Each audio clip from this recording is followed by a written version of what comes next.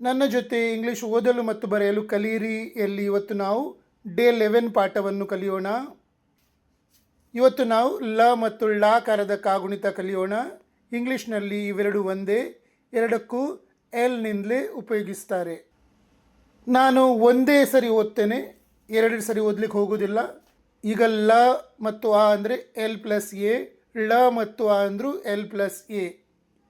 ಲ ಪ್ಲಸ್ ಆ ಅಂದರೆ ಲಾ, ಳ ಪ್ಲಸ್ ಆ ಅಂದರೆ ಳ, ಎಲ್ ಪ್ಲಸ್ ಎ ಅಂದರೆ ಲಾ. ಎರಡಕ್ಕೂ ಇಂಗ್ಲೀಷ್ನಲ್ಲಿ ಎಲ್ ಉಪಯೋಗಿಸುವ ಕಾರಣ ಇಂಗ್ಲೀಷ್ನಲ್ಲಿ ಳ ಉಚ್ಚಾರ ಇಲ್ಲ, ಲಾ ಉಚ್ಚಾರಣೆ ಇರುವುದು. ಹಾಗಾಗಿ ನಾವು ಹಾಳು ಅನ್ನುವಾಗಲೂ ಇಂಗ್ಲೀಷ್ನಲ್ಲಿ ಬರೆಯುವಾಗ HALU ಬರೀತೇವೆ, ಹಾಲು ಆಗ್ತದೆ ಅದು. ಹಾಳು ಅಂದರೂ ಇಂಗ್ಲೀಷ್ನಲ್ಲಿ ಹಾಲು, ಹಾಲು ಅಂದರೂ ಇಂಗ್ಲೀಷ್ನಲ್ಲಿ ಹಾಲೇ ಬರೀತೇವೆ. ಅದು ನಾವು ಅರ್ಥ ಮಾಡಿಕೊಂಡು ಓದಬೇಕಾಗ್ತದೆ ಅಷ್ಟೇ. ಇಂಗ್ಲೀಷ್ನಲ್ಲಿ ಎಲ್ ಮಾತ್ರ ಇರುವುದು. ಈಗ ಲ ಪ್ಲಸ್ ಆ ಅಂದರೆ ಲಾ ಅಥವಾ ಳ ಪ್ಲಸ್ ಆ ಅಂದರೆ ಲಾ. ಇಂಗ್ಲೀಷ್ನಲ್ಲಿ ಎಲ್ ಪ್ಲಸ್ ಡಬಲ್ ಎ ಅಂದರೆ ಲಾ ಅಥವಾ ಲಾ.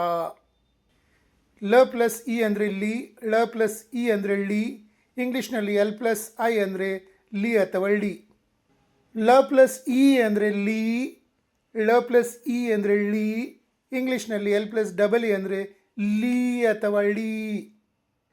ಲ ಪ್ಲಸ್ ಉ ಅಂದರೆ ಲು, ಳ ಪ್ಲಸ್ ಉ ಅಂದರೆ ಳು. ಇಂಗ್ಲೀಷ್ನಲ್ಲಿ ಎಲ್ ಪ್ಲಸ್ ಯು ಅಂದರೆ ಲು ಅಥವಾ ಳು. ಲ ಪ್ಲಸ್ ಉ ಅಂದರೆ ಲೂ, ಳ ಪ್ಲಸ್ ಉ ಅಂದರೆ ಳು. ಇಂಗ್ಲೀಷ್ನಲ್ಲಿ ಎಲ್ ಪ್ಲಸ್ ಡಬಲ್ ಒ ಅಂದರೆ ಲೂ ಅಥವಾ ಳೂ. ಲ ಪ್ಲಸ್ ಎ ಅಂದರೆ ಲೇ, ಳ ಪ್ಲಸ್ ಎ ಅಂದರೆ ಳೆ. ಇಂಗ್ಲೀಷ್ನಲ್ಲಿ ಎಲ್ ಪ್ಲಸ್ ಇ ಅಂದರೆ ಲೇ ಅಥವಾ ಳೆ. ಲ ಪ್ಲಸ್ ಐ ಅಂದರೆ ಲೈ, ಳ ಪ್ಲಸ್ ಐ ಅಂದರೆ ಲೈ. ಇಂಗ್ಲೀಷ್ನಲ್ಲಿ ಎಲ್ ಪ್ಲಸ್ ಎ ಐ ಅಂದರೆ ಲೈ. ಲ ಪ್ಲಸ್ ಓ ಅಂದರೆ ಲೋ, ಳ ಪ್ಲಸ್ ಓ ಅಂದರೆ ಲೋ. ಇಂಗ್ಲೀಷ್ನಲ್ಲಿ ಎಲ್ ಪ್ಲಸ್ ಓ ಅಂದರೆ ಲೋ ಅಥವಾ ಲೋ. ಲ ಪ್ಲಸ್ ಓ ಅಂದರೆ ಲೋ, ಳ ಪ್ಲಸ್ ಓ ಅಂದರೆ ಲೋ. ಇಂಗ್ಲೀಷ್ನಲ್ಲಿ ಎಲ್ ಪ್ಲಸ್ ಓ ಯು ಅಂದರೆ ಲೋ ಅಥವಾ ಲೋ. ಲ ಪ್ಲಸ್ ಔ ಅಂದರೆ ಲವ್, ಳ ಪ್ಲಸ್ ಔ ಅಂದರೆ ಲವ್.